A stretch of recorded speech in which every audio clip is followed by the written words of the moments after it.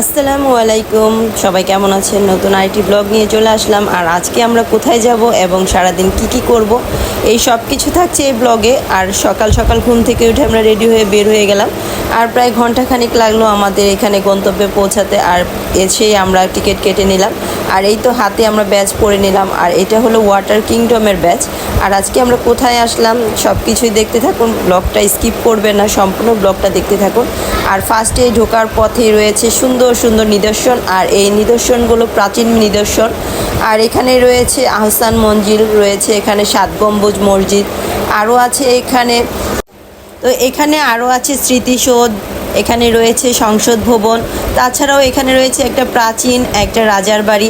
সব কিছু ছোট ছোট আর দেখতে অনেকটা কিউট দেখাচ্ছিল। আর আদিবা অধরা তো অনেক খুশি হয়েছে।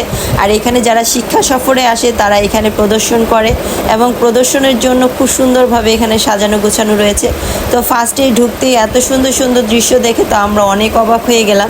আর সবসময় তো আমরা বড় কিছু দেখতে অভ্যস্ত, আর এত সুন্দর ছোট ছোট কিউট দেখতে খুব ভালো লাগছিল। আর এখানে আদিবা অধরা ওরা কয়েকটা পিক তুলে নিল। আসলে অধরা আদিবা এখানে আজকে ফার্স্ট এসেছে। আর ওরা ছোটোবেলা আসছিল কিন্তু ওদের এতটা মনে নেই। আর এখন যখন ওরা একটু বড় হয়েছে তখন ওদের আবারও নিয়ে আসলাম। আর ওরা তো এসে দেখতেই পাচ্ছেন ঘোরাঘুরি করতেছে। আর এতটা সুন্দর একটা জায়গা। আর এখানে দেখতেই পাচ্ছেন কত সুন্দর ফিশ, আর মাছগুলো দেখতে এতটা কিউট। আর আদিবা তো মাছগুলোকে খাবার দিবে বলতেছিল। আর এদিকে চলে আসলো রোলার কোস্টারে। আর রোলার কোস্টারে চড়ার জন্য আদিবা অধরা ওরা দুইজন অনেক এক্সাইটেড ছিল। আর এখন ওরা চড়ে পড়লো। যাই হোক, ওদের অনেক দিনের আশা ছিল রোলার কোস্টারে চলবে। আর এই রোলার কোস্টারটায় ওরা শুধু দুই বোনই ছিল, আর কোনো যাত্রী ছিল না। আর আমি তো অনেক ভয় পাচ্ছিলাম যে আসলে ওরা কি ভয় পায় কিনা। আসলে এটা অনেক মজার যেমন তেমন অনেক ভয়ঙ্কর। আর আদিবা তো প্রচুর ভয় পেয়েছিল, ওর হাত পা কাঁপাকাঁপি করতেছে। আর এই তো থেমে গেল, রোলার কোস্টারটা নেমে আসলো। আর আদিবা তো দেখতেই পাচ্ছেন ওর মাথা ঘোরাচ্ছিল। আসলে বাচ্চা মানুষ, তারপরে ও যেহেতু চাচ্ছিল সেজন্য আমি এখানে উঠতে দিয়েছি। আদিবা বলতেছে আর কখনোই উঠবো না।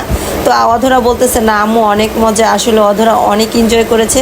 আর অধরা যেহেতু একটু বড় সেজন্য অধরা তেমন একটা ভয় পায়নি, কিন্তু আদিবা প্রচুর ভয় পেয়েছে। যাই হোক, ফাইনালি আমরা চলে আসলাম যেটার উদ্দেশ্যে আমরা আসছি। আদিবা এখানে আসার জন্য অনেক দিন ধরেই বায়না করছিল। আর এই তো আমরা চলে আসলাম ওয়াটার ওয়ার্ল্ডে। তো এখানে ওয়াটার ওয়ার্ল্ডের অনেক সুন্দর একটা স্পেস। তো ফার্স্টেই ঢুকতেই দেখতে পাচ্ছেন অনেক সুন্দর লাইটিং করা।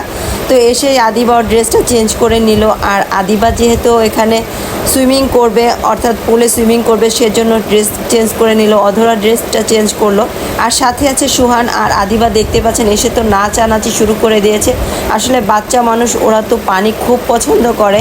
আর অধরা আদিবা বহুদিন ধরে এখানে আসতে চাচ্ছিল। তো আমরা যেহেতু স্কুলের ব্যস্ততা থাকি সবসময় বাইরে বের হতে পারি না, তো আজকে ফাইনালি ওদের নিয়ে আসলাম। আর ওরা তো এখানে এসে অনেক খুশি হয়েছে। তো এই তো দেখতেই পাচ্ছেন বাচ্চারা কতটা খুশি। আর অধরা আদিবা সুহান ওরা তিনজন অনেক খুশি। আর ওদের খুশি দেখে আমারও খুব ভালো লাগছিল। আসলে বাচ্চাদের মাঝে মধ্যে এভাবে ঘুরতে নিয়ে আসতে হয়। আর আদিবা দেখতেই পাচ্ছেন দৌড়াদৌড়ি করতেছে, মানে ও কী করবে সেটাও বুঝে পারতেছে না। তো আদিবা একবার এই সাইডে যায় পানিতে, তারপর আবার এই সাইডে চলে আসে। আর পরিবেশটা ছিল এত নিরিবিলি। আর দেখেন একদম লোক সংখ্যা ছিলই না।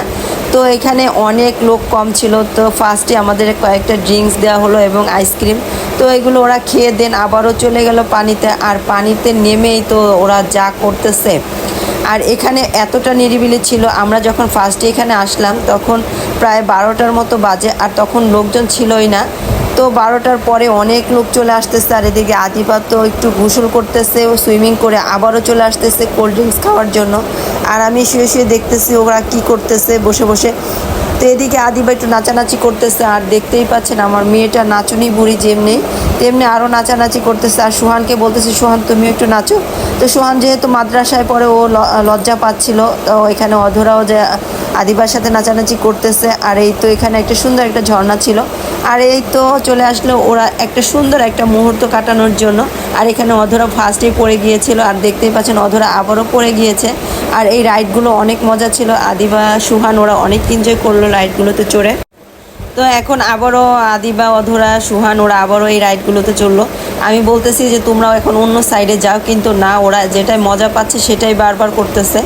আর এদিকে একটু হালকা পাতলা নাস্তা করার জন্য ওদের আমি উঠিয়ে নিয়ে আসলাম পুল থেকে। আর বলতেছে অল্প কিছু খেয়ে নাও।